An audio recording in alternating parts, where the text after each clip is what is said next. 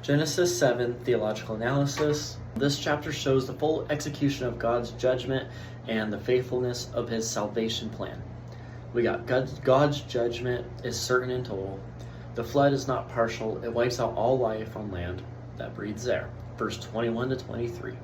This fulfills God's warning in Genesis 6 and shows his holiness and intolerance of sin. The totality of destruction emphasizes that no one escapes God's judgment except through his appointed means. God's sovereignty over creation. The flood comes by two sources, the fountains of the great deep and windows of heaven in verse 11. This shows God's control over all elements of nature. He commands the waters above and below.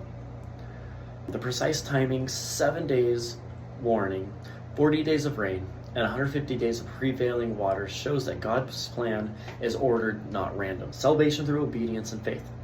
Noah enters the ark exactly as God commands, verse 5, 9, and 16. His obedience is an act of faith, trusting God's word about something never seen before. The ark as a type of Christ. The ark is the only place of safety from judgment, just as Christ is the only way to be saved from eternal judgment. Being shut in by the Lord in verse 16 shows that salvation is secure in God's hands. God's covenant faithfulness. The preservation of Noah, his family, and the animals fulfills God's covenant promise in Genesis 6, verse 18.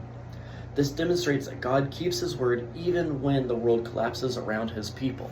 Genesis 7 reveals that God's judgment is absolute, his salvation is exclusive, and his covenant people are kept safe through faith and obedience.